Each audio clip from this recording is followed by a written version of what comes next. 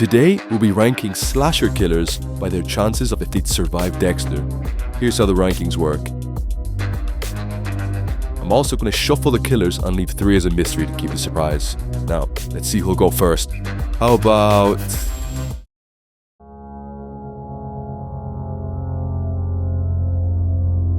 Yeah, so the Grapper is a pretty standard Dexter villain. Think, like masked Trinity killer? This is another killer who's luckily, thankfully, just a human, so, we have no supernatural powers. Just the love of kidnapping children and, beating them to death. Of course. But yet, there's an actual supernatural advantage for Dexter this one. We'll talk about in a second, but... Now, Dexter isn't a young boy. Evidently, right? So he'd most likely never end up in the Grapper's basement. But let's say, hypothetically, Dexter gets trapped, okay? Not only does he have enough strength and power to doof, boom, boom, boom, boom, the Grapper, right? Overpower him, get him, smack bang, right? He's also at the advantage of the black phone. Huh? What's the black phone, you might ask? You haven't seen the movie? Spoiler alert, but basically the black phone is... Dexter had the advantage, right? But let's say the Grapper is smart and he realizes he's, physically outmatched. He locks Dexter away, talks to him through the door. It won't be long before Dexter finds his way out and easily kills the Grapper in his sleep. Do you remember the locked freezer for the movie? Yeah, Dexter's absolutely busting through that.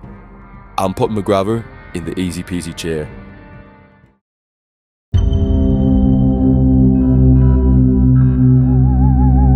It's dark outside. Dexter has been awake for 6 days. His eyes are slowly falling as he slaps himself in the face to save himself once again from the inevitable. I can't do this, he whispers to himself as his eyes begin to force themselves shut. He hears the sharpening of blades on a concrete wall. As Dexter collapses from exhaustion, he hears a familiar voice for the last time. Surprise, mother. Freddy Krueger, let's not pretend Dexter has any sort of plan for this scenario.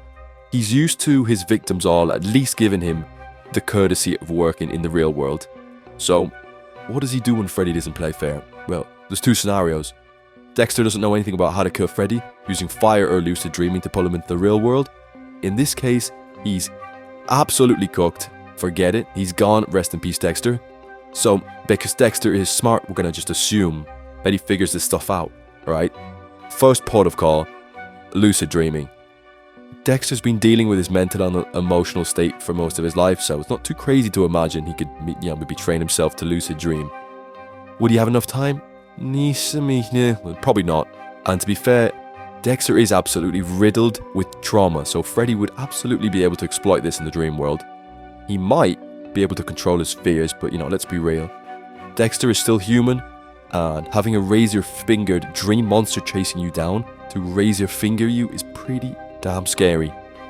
Also, in the entire series, yeah, sure, Freddy has been defeated, but he's never, been fully eliminated, so it's not looking good for old Dex. I wish there was a tier between not impossible and not chance, but seeing as there's not, he's going in, not chance.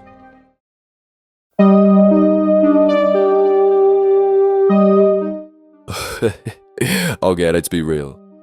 Dexter is putting this hag straight into the ground. It's not even close. What advantage does she even have? Whether she's old or young, she has no powers, she has no physical strength over Dexter, and she's an emotional wreck. She can't even use the sweet granny cover because she looks like an evil reason. If Dexter knew where she lived, knew the threat of her armed husband, he'd easily be able to sneak in and at her at the bottom of the bay in a few hours. Pearl is getting put straight on that log you mouth here.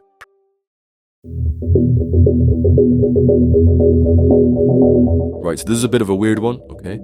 The Bay Harbor Butcher versus Chucky the doll. To be honest, I don't really think Dexter would go out of his way to kill Chucky. Dexter likes his rituals, his routine. He's a killer that just so happens to like the fiend killing other humans. Wow, isn't that shocking?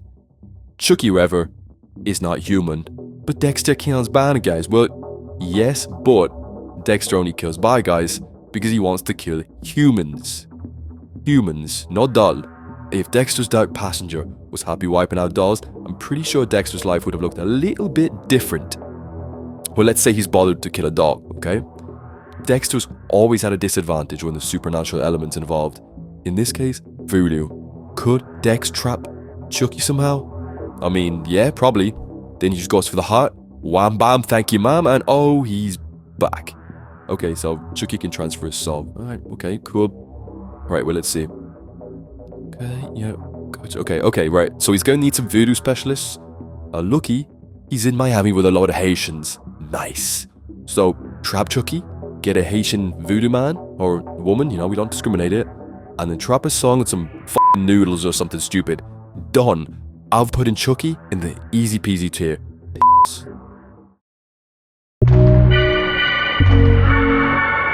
More old people. Damn, Dexter's going the Jake Paul route in this video, I guess. In season 1 of Dexter, he's 35, quite strong and skilled in fighting. In the first movie, Jigsaw, or John Kramer, is 52 and dying of cancer. Yeah, so in a 101, it's not going to be close. So Jigsaw goes, you mate, hang on, wait a minute. Kramer's strength isn't in fighting, it's in his ability to create and design intricate death traps and organize them with the help of his assistants. So it comes down to who finds who first. If Dexter finds out Kramer is the Jigsaw killer through his own forensic skills, then Dexter gets the win. But if Kramer gets his hands on Dexter first, well, yeah. Does Dexter have any chance if he's caught in one of Kramer's games? I mean, yeah, I think so. You know, I've seen Dexter break his own wrist to get free. So clearly, he has an incredible will to live, and would probably get to the end of the games. But if he does reach the end, I doubt he'd be able to kill Kramer, since he always has contingency plans for everything, and there's likely nothing Dexter could do that Kramer wouldn't have accounted for. In theory, they're both similar, taking out people they think are corrupting society.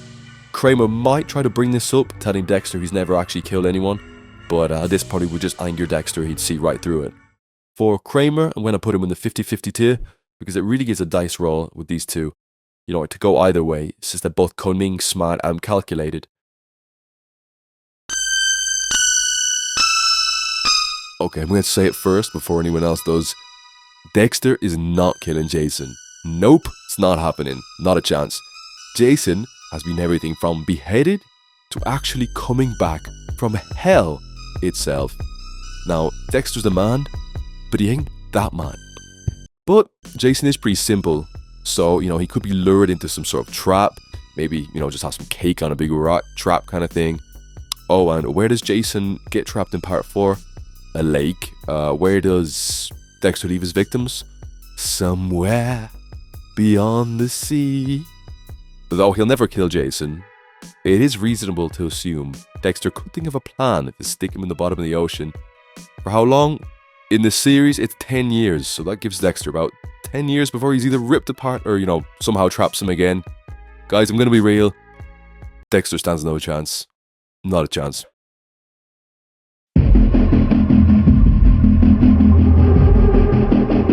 Where Dexter is calm, collected, organized, carefully planning every kill with almost autistic focus. Yes, I said autistic focus. Art is an artist. An artist of death. Dexter's victims, they usually have some sort of pattern to their behavior, you know, that he can exploit. Not this mad lad. There's no method or reason to his madness. One minute he's sawing a woman in half, the next he's smearing caca over walls and blowing up kids dressed as Santa. The Joker checks under his bed at night for art. Believe me, okay, that's strange, alright? That says something. Dex ain't used to that kind of madness. There's nothing to predict except the smell of piss and blood with art. To top it off, Art has a literal demon. A demon on his side, making him immortal. Beheaded? No problem. Boom, new head straight out the cooch. Dexter could take him out. But if he's got the demon resurrecting him, you know, he'll be coming straight for Dexter every time. Dexter's friends, Dexter's family, no one's safe. You would need, I guess, like Halloween ends him to probably get the job done. Where does Dexter have the advantage, though? Strategy.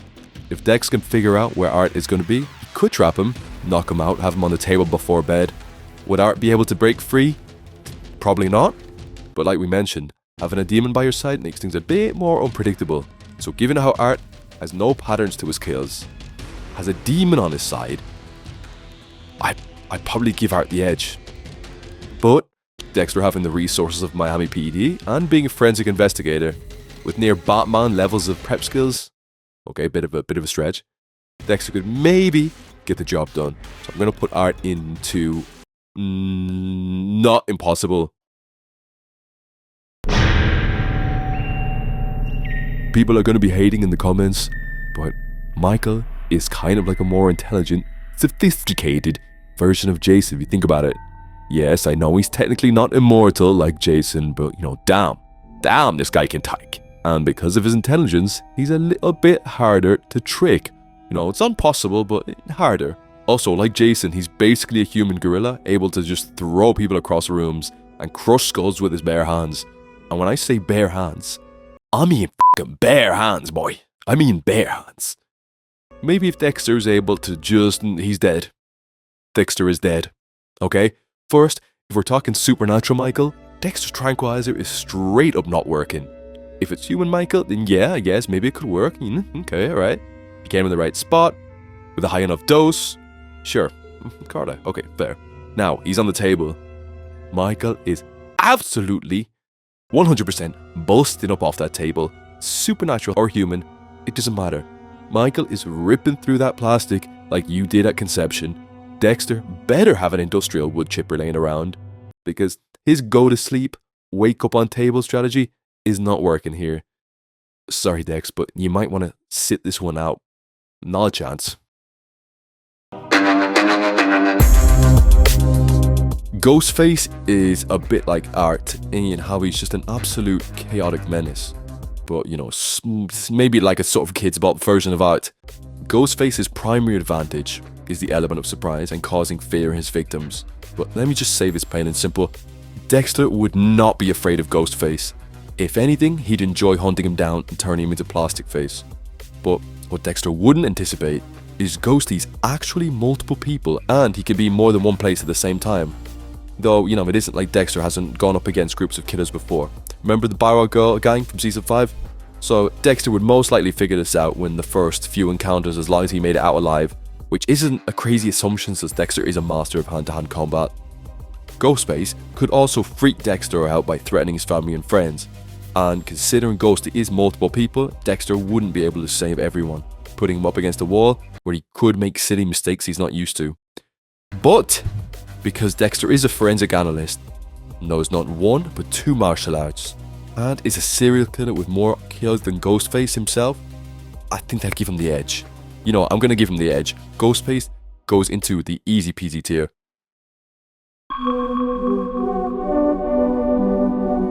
Next up, the subscribe button. Easy peasy.